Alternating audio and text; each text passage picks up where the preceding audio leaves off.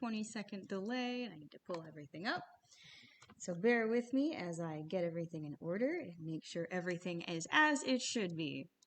All right. One sec. And thank you for your patience. Here we go. All right. Good morning, everyone. Thanks so much for joining me today. Oh, it's being weird. Hold on. There we go. All right. My name is Jolene Fox. I am a certified songbird feeding specialist with Wild Birds Unlimited of Concord. And today we are going to be talking about feathers, which is also really exciting. Some of you might be thinking they're feathers, you know, you see them all the time, you know how they work. Well, we're about to get into the nitty-gritty because I absolutely love feathers and I think they're a lot of fun. Some of you might have also noticed that a lot of our birds are looking pretty ugly right now, kind of frazzled, a little tired, and there's a lot of reasons for that. We're going to actually go into that as well, too. So if you guys have any questions at any point in time about any of the subject material, definitely feel free to leave a comment. I will be paying attention as well.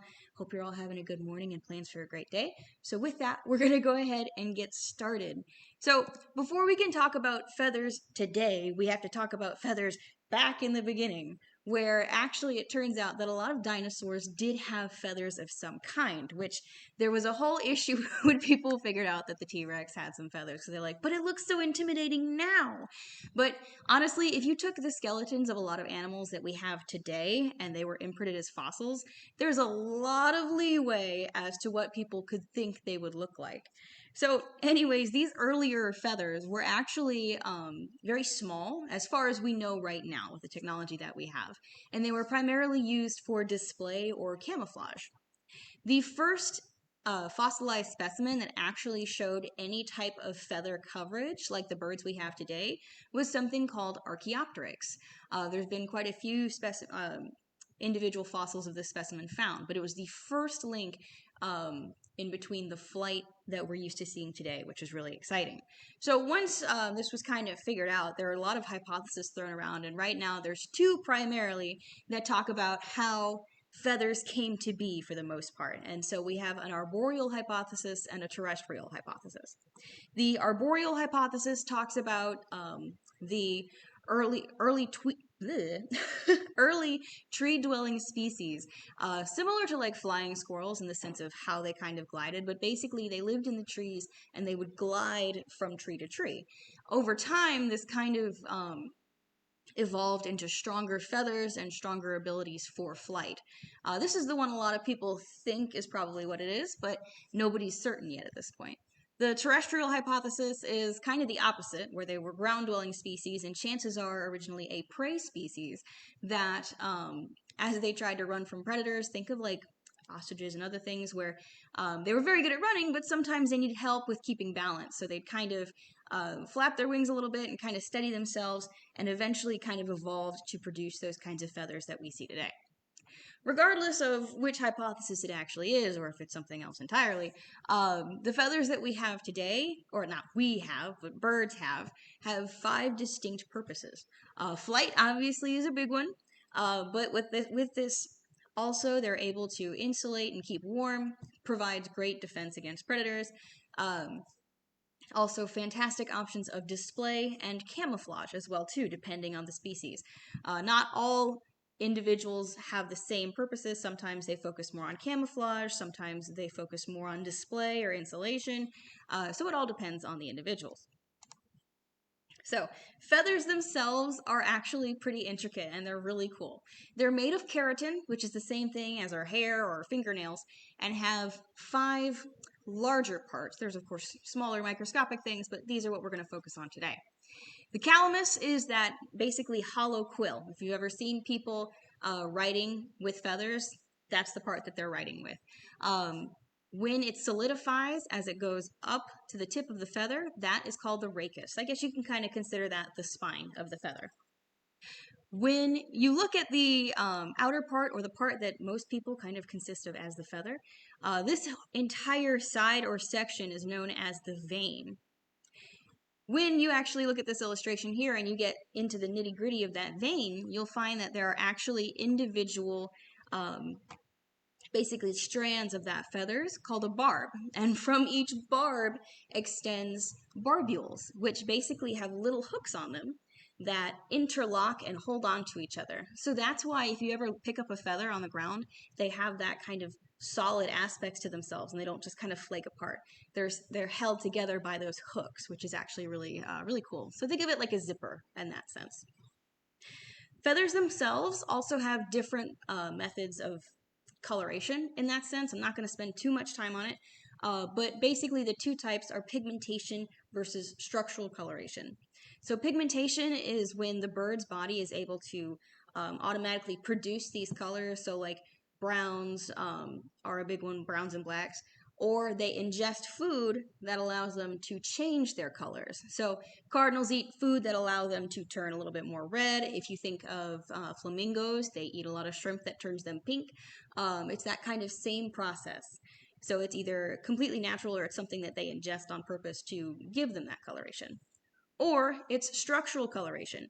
If you think about a hummingbird's throat, and for us it's that nice red ruby throat, it shifts color depending on where we're looking at it. That's a structural thing that the feather itself has. Along with that, blue colors are actually more of a structural thing as well, because they're not actually blue, they're more of a gray. If you look at the left part of this vein, you can see that tint of gray, but when they're all kind of connected as they are and to our eye, they're actually more of a blue color. So it's really cool how that works. I love that, so I just wanted to share those things as well too. Now, feathers don't just poof out of nowhere. They do actually grow out of the skin of these birds, and they do that in tracts or rows. If you think about us, all of our hair isn't the same volume or density. Basically, feathers work the same way, where they grow in these rows. Some species have more tracts than others, but overall there's about 8 of them. If you look at this picture in the bottom right, if you've ever had a nest box, you might have seen some of this growth progress. But basically, you'll see one of these tracks right down the spine of one of these birds, because you can see all the pink where the feathers are not growing. So it's really cool to pay attention to that as well. But they basically grow out of a little skin gland called a papillae. And when it starts, it kind of exits the skin like a pin. It's in a little circular tube where basically the feather is kind of curled in on itself, so it's not damaged as it exits. And these are known as pin feathers while they're still in that sheath. So as they kind of come out of the skin, as they get longer and the sheath gets worn down, the tip of that feather starts to get exposed until you have that complete feather. So that's why if you notice with any of the younger birds, when they kind of have like these needle-like feathers, that's because it's still growing, and as they develop, it's going to come out of that sheath as well. So they're really cool. I like them. So this is where we get into all the different types of feathers, which is my absolute favorite thing to talk about, or at least I think it's really cool. Wing feathers, or remiges, are really cool because they are one of the few feathers that are actually anchored to the bone of the bird. So if you ever actually look at the ulna bone, you can see that there's little bumps or ridges where these wings connected. Most of the time, these feathers are asymmetrical. So if you consider the last picture, that vein, we'll go with this illustration, that vein was, or not the vein, the rachis was centered down the middle, right? So for the wing feathers, they're actually a little bit more asymmetrical. So they're closer to one side than the other. So the leading vein is a lot shorter than the following vein. And this provides more stability since the wing, these feathers are the farthest from the body.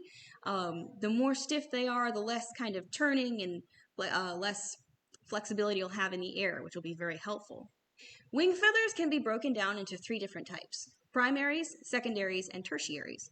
And depending on the type of flight that a bird uses, you've got different types of primary feathers. So like one example here, if you follow the not the illustration, this is a photo of a red-tailed hawk. On its back, you're seeing the inside of the wing. This was for a banding research, so this bird they took pictures and then they released it. But if you look at the 3rd feather from the top, so 1, 2, 3, what you'll see is actually as you follow the vein to the larger side, it actually tapers out and becomes a little bit larger before going back down to the base again. It's kind of hard to see due to the background, but these primary feathers sometimes have a different shape, which helps them in regards to soaring or steering or things like that as well. Birds cannot fly without their primary feathers. If you've ever heard of clipping a bird's wings, basically these primaries get cut in half and they cannot take off without those primaries. Secondary feathers, and actually just to make sure I mention it, there's about 10 primary feathers on each wing, so you can usually count and see where the primaries stop and where the secondaries begin. But the secondaries are kind of just help provide lift and kind of help keep the bird up in the air. If they do lose some of their secondaries, they still can fly, but it's helpful to have more of them, obviously. And then the tertiaries are kind of closer to the body of the bird, and there's not as many of them. So a lot of people focus more on the primaries and the secondaries as well. So these feathers are incredibly stiff and they're very good for flight in general. Obviously, it makes sense, right? So from there, we've also got our tail feathers. These are really cool for steering and braking. And braking in the air, not actually breaking off. So each bird averages about 12 tail feathers. This isn't consistent for all species, but for the most part, that's what you're dealing with. Kind of like this feather in the center, or the feathers in the center are usually, the rachis is in the middle. It doesn't usually point towards one side or the other. But these tail feathers do come in pairs. So you'll find pairs opposite of each other on the tail. And these are usually they all form some kind of fan shape as well, which again gives it that primary control there.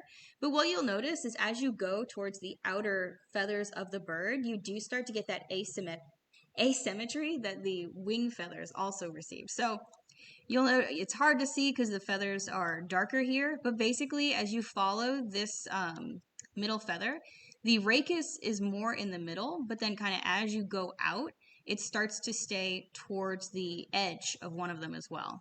And that just provides more control there too. Woodpeckers have a different style where they have more of a spine in their tail to provide more support as they kind of hammer into wood. And there's a lot of decorative types of tail feathers, which we'll talk a little bit about, that are a bit different as well too. So they have a lot of variety and style to them, which is really cool. So once you've kind of got the things that get the bird up in the air and actually control its flight, now we kind of go into the details and what kind of helps fluff the bird out in that sense. So contour feathers or coverts, these are really helpful for kind of streamlining the bird. They smooth out that connection between the flight feathers and the arm and the body of the bird. So actually, I'm about to pop up for 1 second over here. So we had our flight feathers over here. These are our covert feathers. So they kind of make it so that it's very smooth and streamlined connection for flight in general. The contour feathers actually have a pretty fluffy base and then a stiffer front as well too. So they kind of overlap on the body like shingles, so that that fluffy base is covered by the feather above it, and the kind of stiffer exterior is what shows. These do have waterproof tips, so it makes it so the bird has some resistance to water, which is nice. And the base of the feather provides some insulation, which is really good. And this is also mostly what we see on the bird in regards to color and the pattern that the bird may have. It's usually on those contour feathers, or at least it's on the body of the bird. Semi-plumes are a lot like contour feathers, except without the stiff any portion of stiff feather. These don't have any of those hooks on their barbs, so the feather is going to be kind of like separate and kind of wavy in that sense, or a little bit stringy, I say, for lack of better words. But these are usually hidden underneath other feathers. They do still have that rachis, which provides that support throughout the entire feather, but they're basically known as a fluffy insulator that just provides a little bit more warmth there too. I think everybody has heard of down feathers in some way, shape, or form, whether that's like in jackets or pillows or things like that. You've probably seen one once or twice if you've ever taken one out and taken a look. But these are basically pretty flowy, pretty loose and branching structure. They don't really have a rachis, so there's no need for that spine to go all the way through the feather, but they do still have that calamus. So once the calamus is done, basically it's just a bunch of barbs kind of free-flowing. And what that does is it's a very short and small feather that's kept close to the body. It traps heat like nobody's business, and it does a very good job in providing that insulation. If you've ever seen ducklings or goslings, you may have noticed that they're super fluffy as soon as they hatch. That's because they are covered in a thick layer of down feathers that help keep them warm, so that the parents don't have to basically sit on them and help regulate their temperature. They're ready to go when their parents are ready to go, in that sense. It's really cool. Powder down is kind of a specialization of down feathers, and it's not found in everyone. Herons, parrots, tinamous, and bustards are the primary ones that have some of this powder down. But basically, these are a bit different because they grow continuously and don't really molt. The tips of the feathers actually disintegrate and adhere to the feathers and cling and catch foreign substances so that they're not getting in too deep or they're difficult to remove, because they kind of congeal onto this powder. The birds are able to remove them more easily, which is really interesting as well. Lastly, some of the simplest feathers you'll ever see include the Phyloplume and the Bristle. The Phyloplume is short and simple, and honestly, these two are very similar. It's just a matter of stiffness and where the barbs are located. So on the Phyloplume, the barbs are located at the very tip, while on the Bristle, the barbs are located near the base. Phyloplumes are pretty short and simple, and you could think of them like whiskers, except they're not actually located on the face. They're kind of located in between a lot of the feathers. Cormorants have a lot located on their neck, if you ever want to check them out as well too. But basically, these help sense the position of the contour feather, so that if something's out of place or something's not right, they can readjust that and kind of work with it that way. Bristle feathers are actually located near the face, the mouth, the eyes, things like that, and they just kind of keep anything from getting too close or in the way, or help the bird know, hey, there's some food over here, things like that. So both very simple, and you can see some on this common poorwill as well too. So very neat in that sense. But once you kind of get past, those are basically the different styles of feather that a bird can have. There's lots of different variety in how these feathers are used as well. I've found that tail feathers are some of the more common ones to be kind of out there in regards to how they look, which is really neat. But the most important thing when they're used for display, so for display, it's either to alert or intimidate predators, it's used to attract a potential mate in courtship. There are a lot of different things that it can be used for.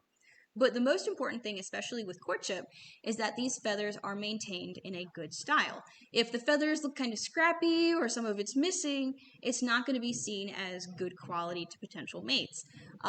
When the feathers are kept in pristine condition, that means that a bird has access to fantastic resources and it's able to fend off predators very well or fend off competitors very well and still maintain good form. So the quality of these feathers is very important, and that's something that potential mates are looking for. They're also used in a variety of ways. The red-collared widowbird lives in like the savannas of Africa, and the way their courtship style works is the males, which is what's pictured here, will actually fly closely above the savanna grasses, just barely raking their tail across it. And the, again, better condition the feathers are in, shows how well they're able to perform, and also how well they're able to not get eaten by predators, because it makes them very obvious over there. Any bird of paradise, if you look up any bird of paradise, all of them are very intricate and very colorful and very bright. But the king of Saxony bird of paradise actually has two longer feather wires that extend from his head that he's able to use in display, that he's actually able to control slightly to get the attention of potential suitors, which is really interesting. Always look up birds of paradise if you're looking for more adaptations on these feathers. And then sometimes we have very simple adaptations or very simple displays. The great horned owl has little ear tufts, which are not actually his ears, they're just feathers. So it's really interesting because we're not really sure why he has this. Could be camouflage, could be intimidation, who knows. But it can be something as simple as just those little tufts. If you've ever seen like your blue jays or your titmice, and basically that crest that they have, all these displays are all very different and very interesting to pay attention to if you ever get the chance to look. I think they're always fun and neat to look at. So obviously maintenance is very important when it comes to these feathers, and right now we are in one of these big periods of maintenance right now. What's happening is molting. Only happens twice a year at most, and it's the process of losing old feathers to grow new ones out. So that's why you're seeing feathers everywhere. That's why some of our birds are looking kind of scruffy. That's why some of them are bald, is because they're working on growing those new ones in. For a lot of birds, they usually do one complete molt. So chickadees, woodpeckers, hummingbirds, these guys do one molt a year in the fall, call it good, and then those feathers will wear down over time, and by the time the next fall comes around, they're ready to go through that next molting process. Some other birds do one complete molt where they molt all of their feathers, and then one partial molt where they maybe won't change what their wings look like, but they do have to change their overall body, and do a lot of those contour feathers and change some things up there. So this includes warblers, buntings, goldfinches, birds kind of like that. Then there are some birds that live in such harsh environments that they're like, okay, no, we got to do this twice because we're not going to look very good by the time half of a year is over, right? So marsh wrens and bobolinks actually completely molt twice to kind of keep everything in order as well. Now, when these feathers molt, if you remember, I was talking, when it comes to primary feathers, they need those to fly, right? So they can't just drop everything at once and kind of expect that they can still take care of themselves, right? So it's actually done in a process where feathers will molt in pairs, and basically when they molt out, then the next feathers will molt. And it's kind of one of those processes where it's done in a way that it will not hinder the bird's capabilities of flying that much that they can't escape from predators or take care of themselves. So if you ever see any soaring birds like hawks or vultures up in the air, and you notice that maybe they're missing a flight feather on both wings, that's because they're molting, and that's the process that they're currently going through. So obviously when they molt that second time, that actually leads them to their alternate plumage, or most birds have some kind of basic or alternate plumage depending on what species it is, of course. And the goldfinch is actually a really good example of this as well. They do that one complete molt and one partial molt, so that this time of year in the fall, when goldfinches molt, they're going to have their winter plumage, or that basic plumage, where they're kind of an olive green color. They look pretty simple. They're not trying to attract attention. They have very large white wing bars on their wings. And what'll happen is they'll stay this way until the springtime, where they'll have a partial molt and get their alternate or their breeding plumage. So when that happens, they molt all their feathers the first time. When they molt that second time in the spring, they gain all those bright yellow feathers, but they don't molt their wing feathers. So you might notice you've got a large white wing bar on the non-breeding plumage or the basic plumage, and then you've got a small one on the alternate plumage. So what happens is these birds are basically prepared for the wear and tear that happens with the seasons and with their environment. So this white wing bar actually gets worn down over time, so that by the time nesting season comes along and they change their alternate plumage, they have a very thin wing bar. So it's really cool in that aspect. Starlings are actually another great example of this. They only do one molt per year, but when they molt in the fall, they have a lot of speckles all over them. And what happens is through the year, these speckles get worn down, so by the time that nesting season comes around, they all have very sleek plumage, very iridescent, very shiny, because that white is no longer there. So they plan for that, which is really cool. Some alternate plumage is very extravagant. If you look at any of the warblers, they've got it going on, they know what's up. And while others are actually very simple. So the black-crowned night heron, I absolutely love the alternate plumage of the herons because it's very simple in how it works, but it's effective. Black-crowned night heron has like 3 feathers that extend from the back of his head, and that is his alternate plumage to signify, hey, see how it's going, check this out. And you know, it doesn't need to be very crazy. It's just something simple, and that's what works for that species. And it's really interesting to see the varieties that occur in nature as well. So of course, that's the big overhaul maintenance, but throughout the year, they do need to still take care of and maintain their feathers. So preening is a process you've probably seen a lot of that maybe you just didn't know what it was called, but this is basically when a bird takes its beak and kind of puts it through all the feathers, and what it's doing is straightening and cleaning the feathers so that it keeps them in good condition. birds actually have a preening gland, or a uropygial gland, that's located above the base of their tail that produces a lot of waterproof oil. So if you actually see a lot of birds twist, go to the base of their tail, and then go through that preening process, that's because they're gathering up some of that oil to help keep their feathers maintained and pretty flexible. Of course, ducks have like the waterproofing down pat because they live in a water environment. So that oil is very important for them to keep those feathers maintained and very flexible as well too. But all birds do utilize this preening gland. Dust or water baths are also just general maintenance. If you've ever seen a wren take a dust bath, basically they'll just, if you've got like empty pots with dirt in them, they will take advantage and just rustle around in there. Or some birds, a lot of birds, usually prefer water baths. This helps reduce any foreign particles or any mites that could possibly be on their feathers, keeps them clean, and allows them to stay warm more effectively and kind of keep things updated as well. And then this was just something I wanted to point out as well too. Obviously, there's not much people can do when birds lose feathers or something happens, but there's two instances that can be handled in regards to feather damage. When it comes to feathers growing, they do have certain feathers do have access to a blood supply. So sometimes what happens is as the feather grows and it breaks off and it's not ready yet, they can lose a lot of blood very quickly through this one feather.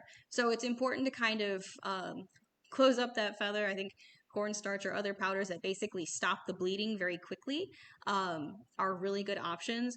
And what'll happen is you want to get it to a professional so that somebody can remove the feather so it's no longer an issue to cause bleeding.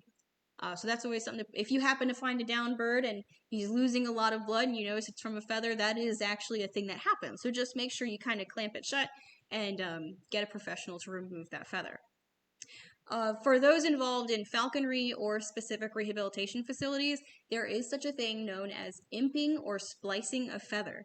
And this is basically where the decision is made where it's going to be a long time until this bird molts next year. So what'll sometimes happen is that if somebody has access to previously molted flight feathers that are in good condition, they can actually snip off these feathers like halfway and attach it to the current feather that is missing like the top of the feather there and reattach it in some way so that if a bird tries to fly, that's at least a good enough temporary fix until the next molting season.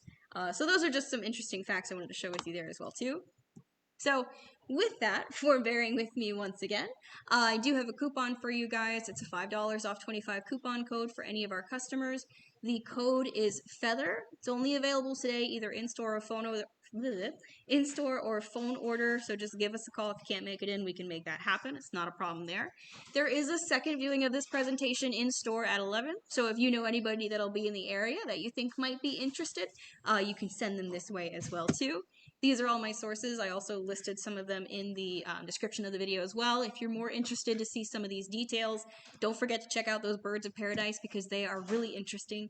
And thank you very much as well too for you guys listening in this morning. I know it's not always something people might think is the most interesting topic, but there's definitely a lot that can be looked into as well. And I've barely brushed the surface into the various adaptations that these birds have with their feathers alone.